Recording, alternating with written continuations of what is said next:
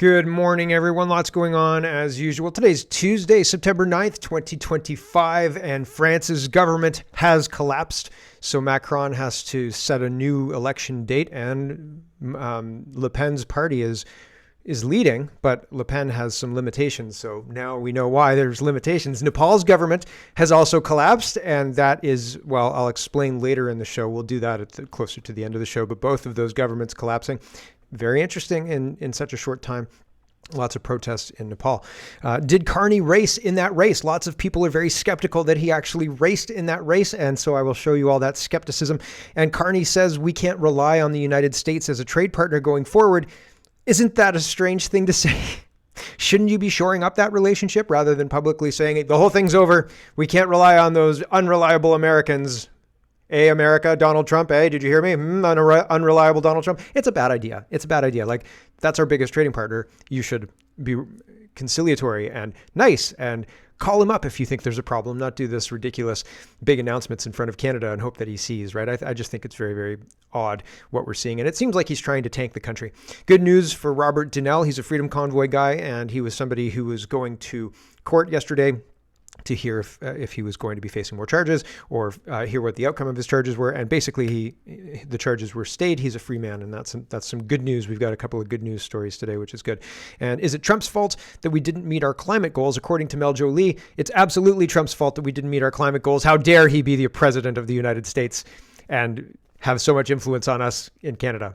Weird, right? So Mel Jolie's blaming Donald Trump. And yesterday, Banksy released a new painting in England, and they promptly covered it up.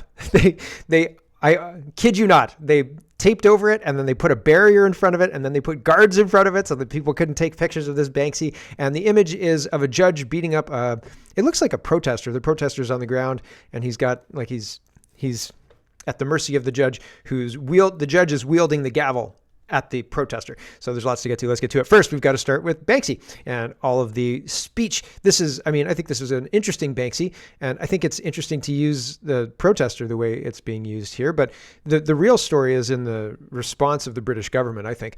Fundamental Justice is responding to Barry Malone. I thought that said Barry Manilow.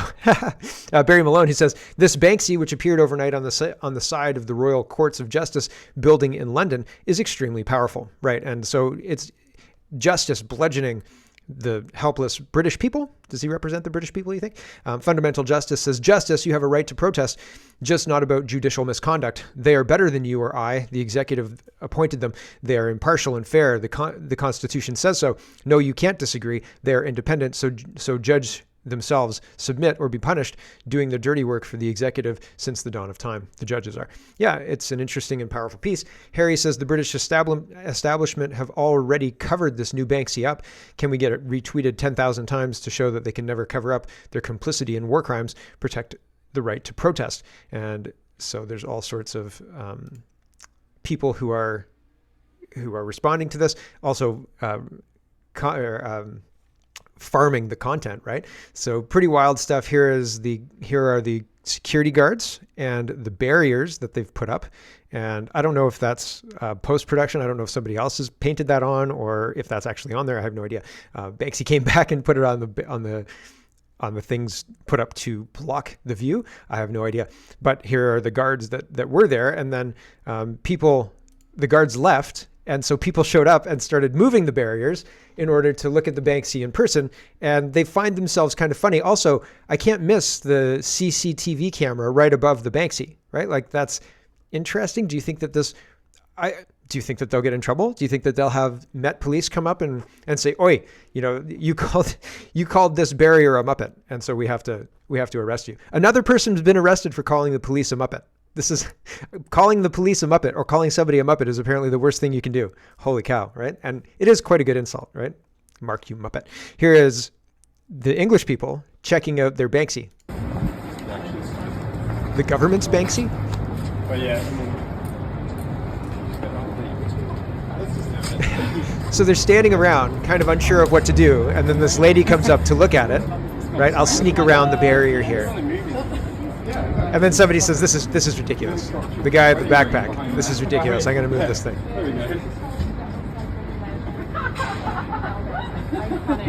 Please, Thank you.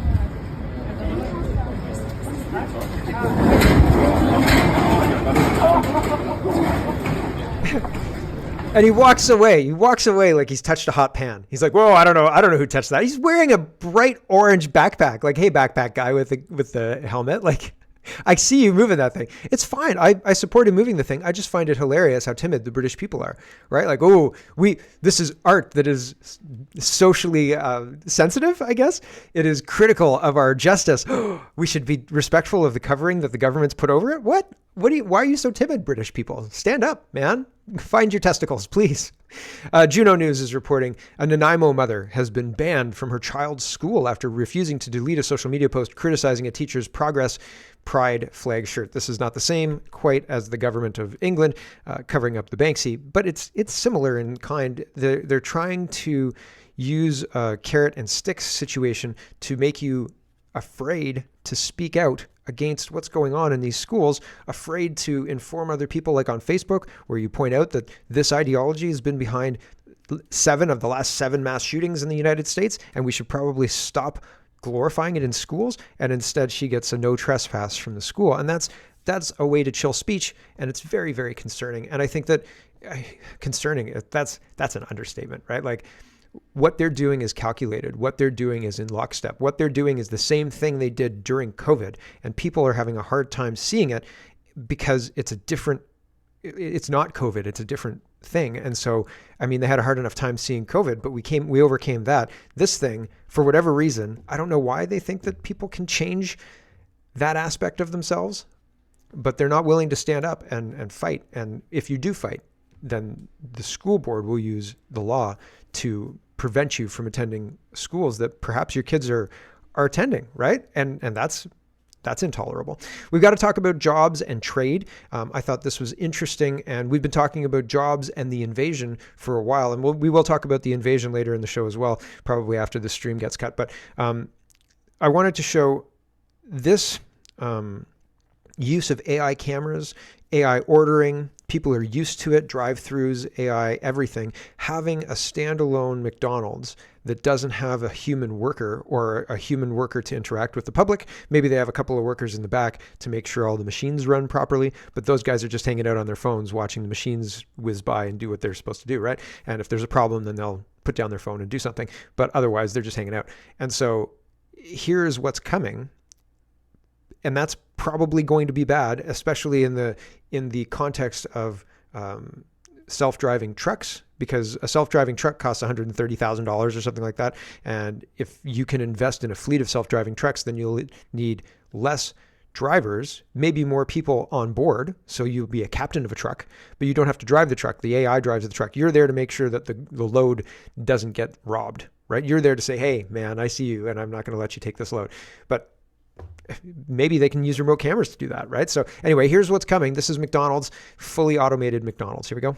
What's up, guys? This is McDonald's first automated restaurant with no workers, and I'm going to show you how it works. So when you walk in, there's no one working at the counter, and you order whatever you want on the screen. Sometimes they have these robots going around bringing your food to you, and if you want to go through the drive-thru, you just order ahead online. Then just pull up to this special lane in the drive-thru, and this is how they deliver the food to you. So what do you guys think? Do you like this new system or no? What's up, guys? This is McDonald's first automated restaurant with no workers. And I do not like this new system. They are going to make it very, very attractive for places like McDonald's, Pizza to consolidate behind this. They've already done it with call centers. Like, it used to be, if you call a pizza place, that you hit a person, right? And the person was at the pizza place and you would talk to them. And now if you call Pizza, you get a call center, and the call center puts it in and then sends the order to the store. You're not actually calling the store. The store is just an outgrowth of all of the central pizza. And so, like, that's a little weird. Now they're going to do that with delivery as well. They're going to bring in that kind of technology interacting with the consumer at the front end. And that's crazy. But I mean, are people going to go there? Are they going to like it? Are they going to utilize that? And it'll be marked as a convenience, right? Like, oh, we wouldn't be able to staff this place, but with AI we can, and so we can put this in a remote place, and there you go. You can have your McDonald's, right? I don't know, man. I think that they're That's the argument they're going to make. It's so convenient, and we can put it in places that you wouldn't otherwise get it. We won't use it for everywhere. Like in New York, we'll keep hiring people, right? But in wherever, we won't. And I think, again, big mistake. Danielle Smith, the Premier of Alberta, is talking about trade, and she's off to Colorado. And she says, started off this morning in Denver, Colorado, with a business roundtable where we discussed shared priorities across energy, technology, and innovation, and more. I also spoke to numerous investment opportunities in Alberta and the importance of Canada-U.S. trade, with tens of thousands of Americans depending on their jobs on Canada for jobs and livelihoods. Later in the afternoon, I also met with Ron G., CEO of Liberty Frac, Willie Chang, CEO and Chairman of Plains All-American Pipeline, and Chris Chandler, Executive Vice President and COO of Plains All-American Pipeline, to emphasize the importance of Alberta energy in securing North American energy dominance. And all of this, I watched a video, and I played it on the show here, of a guy who works in one of the oil fields that we export our heavy crude to, because we can't refine that heavy crude, right? And he said, listen, we don't need it. Like we can just extract the same amount here. It's the same stuff. We don't need it. And I think that it's interesting.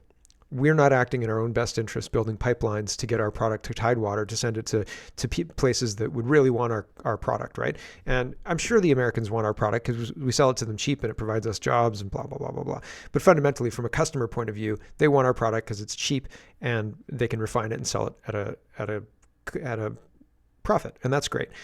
That's great for them. But I think it's weird that we're always trying to partner with like foreign American companies instead of building our own pipelines. It's weird. It's a little weird, right? I don't know. Can we not build our own pipelines? I guess if we build our own pipelines, eventually the government ends up owning it and then selling it for a loss. I don't know.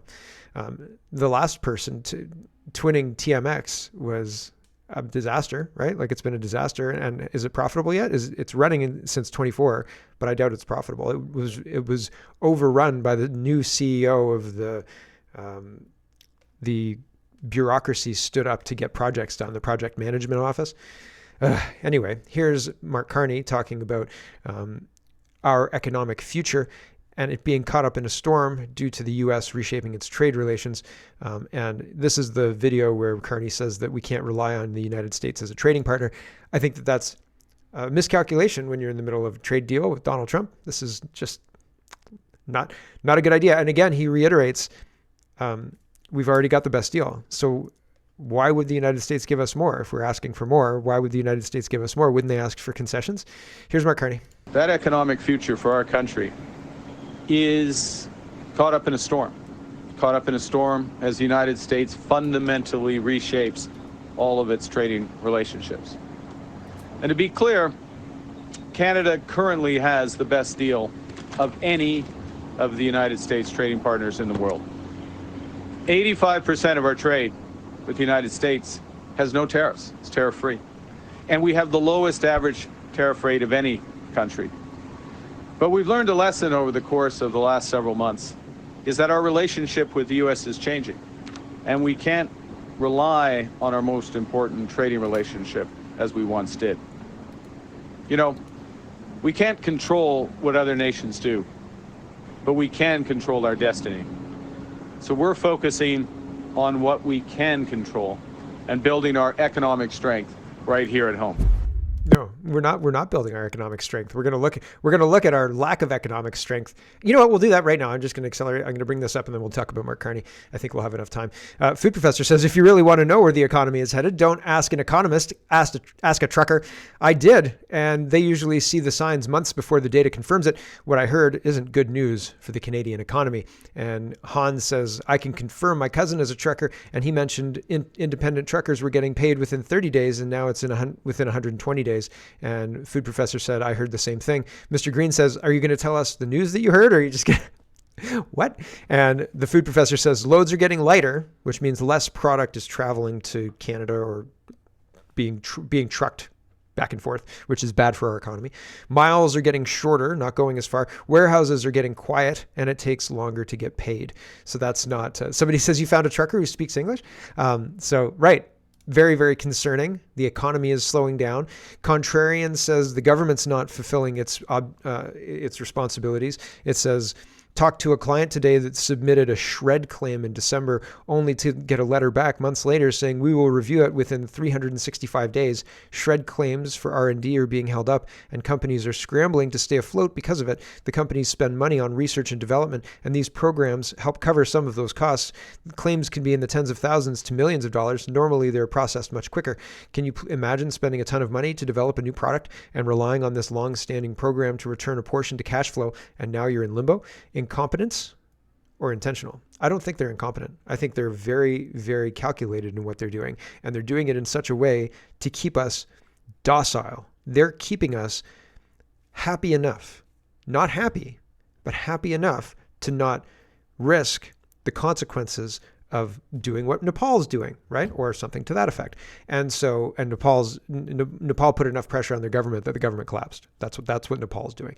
I don't even think violently. I think they just went and stood there and said, "You're done, guys, get out." And I think that it's going to happen in Canada, because how much longer can we tolerate this? But the government is, if they create an untenable situation, then they lose power. So they have an incentive to create a situation where we may not be happy, but we're not unhappy enough to act, right? And so I think that they're trying to balance that situation, but sometimes they win, sometimes they lose, right?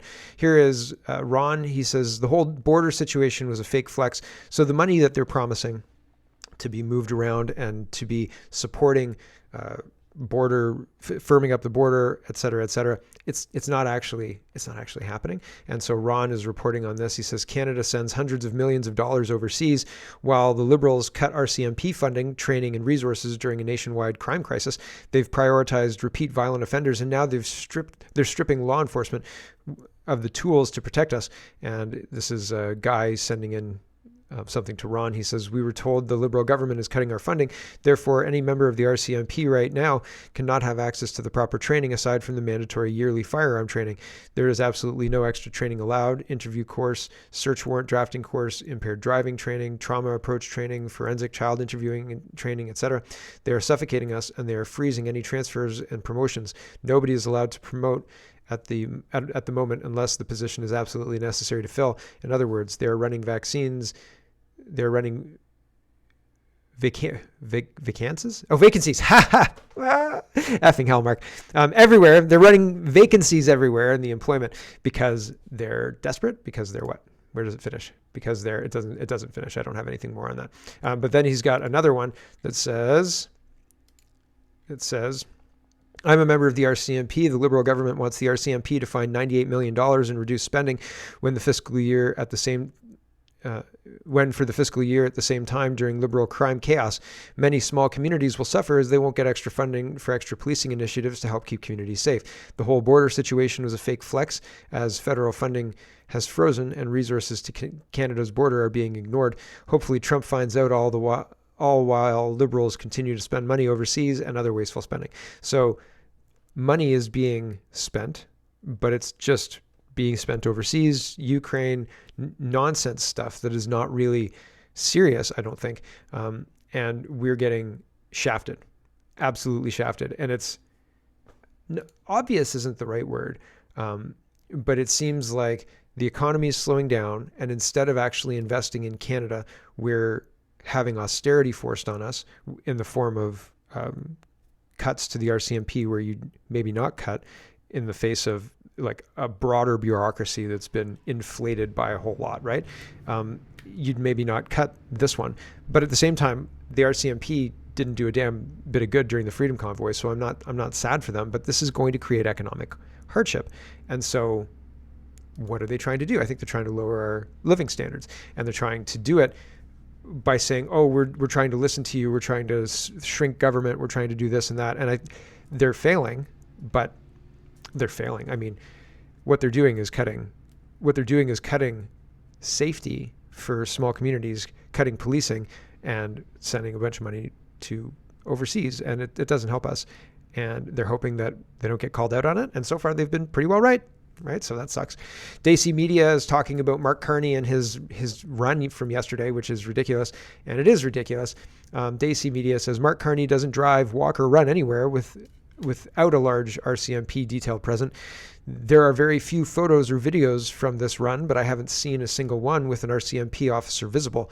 We've seen videos of Trudeau running. The RCMP were right beside him. So Mark Nixon says mainstream media claims Mark Carney ran, with quotes around it, a 26-kilometer half marathon and finished in 3 hours and 45 minutes and beat 50% of the competitors. In the photo, he's got no race number. What are the odds this actually happened? Yesterday, not that I didn't question it, but I was like, listen, I know high-performing people who do this and who do like Ironmans and all that kind of stuff. They have way better posture and way better teeth than Mark Carney, I'll tell you that much. So I know people who do that and they take better care of themselves than it seems Mark Carney takes care of himself. And so just seems like a weird fit to me. I don't believe it. Really?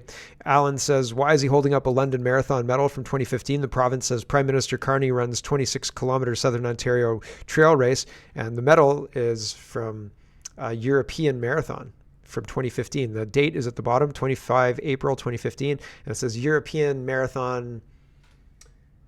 I can't read the whole thing. I think I could read it on my phone, but only because I could bring my phone real close and I could zoom it in. So the real Mr. Bench says, why is there only one single picture of Carney running? Where's the video? If it was anything more than a staged photo op, there would be a lot more to see. Yeah, like him standing at the beginning line, him at the finish line, not halfway through, right? Sean's sharing this meme. It says, I can run a marathon, but I can't run a country. Zing, right? That's pretty funny.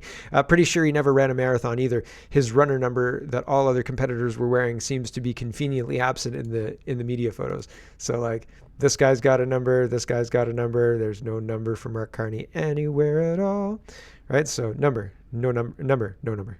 Weird, super weird, unless it didn't happen. And I could believe that it just didn't happen. I really could believe that it just didn't happen. These three were supposed to lead into the economy, so pretend we haven't just heard all about the economy. Pierre Poilievre is criticizing Carney. I feel this is very pedestrian rhetoric. He's adopting Carney's rhetoric and saying, we've got to be more elbows up, everybody. And he already acts like a liberal, right? I don't believe that he's not a liberal. So, my gosh, I've got to cut the stream soon. We'll get to the end of this, and then, we'll get to the end of Poilievre, maybe in a little bit of Carney, and then I've got to cut the stream. Here's Poilievre. Promised elbows up before the election. Ridiculous. He's been elbows down since. He promised a deal by July 21st. He secured no deal. He said he could, quote unquote, handle Donald Trump and negotiate a win. Yet since Mark Carney became Prime Minister, tariffs have doubled on Canadian industries. Regrettably, Mr. Carney's weakness has now encouraged the Chinese government to come after us with higher tariffs on our farmers and fish harvesters. So he has failed on the single biggest promise. Let's remember, Mark Carney said, forgive all of the liberal disasters on housing, immigration, crime, taxes, debt, all for one promise, that he would put elbows up and win a deal with the U.S. That was his single promise. Oh, but he didn't put his elbows up high enough. Oh my gosh, please, Mr. Carney, put your elbows up. Ridiculous. Carney gets asked if the support measures will add to the deficit or if he is going to cut programs within the government. He proceeds to not answer the question. It's clearly adding to our deficit. So here's Mark Carney talking about that. What's this last one here? The Liberals have given us a failed cricket factory, 3 failed pharmaceutical factories, 5 failed EV battery projects, and they plan to fast track us into the future. Why do Canadians allow this $70+ billion fiasco to continue? Right. I agree. When you ask a question and you get a bullshit answer like this, who supports this? Nobody supports this. Heather Gillis with CBC News. Prime Minister, how do you plan to pay for these support measures? Will it be adding to the deficit or through cutting programs? So the measures we're taking, the Strategic Response Fund, liquidity so that businesses can pivot to grow. What I'm talking about principally today, the Regional Tariff Response Initiative, $80 million for Atlantic Canadian small, medium-sized enterprises so they can invest in the future. Those are investments. Those are proud investments. They're ambition investments for the future. You can't just relabel something investments and pretend I'm investing in this farm, so it doesn't cost me any money. The bank, what are you talking about? It's an investment, okay? Right? No, That's not how it works. You need money for the investment. So how much money are we investing into this, Mr. Carney? $80 million. And so it is going to go on the deficit. It is going to go on the debt. It's going to be more borrowed money, more printed money, and it's the same thing they did during COVID, and it's BS. And I've got to say goodbye to the stream. Thanks for watching, everybody. If you want to catch the whole show, head over to CanadaPoly.com, and if not, that's okay.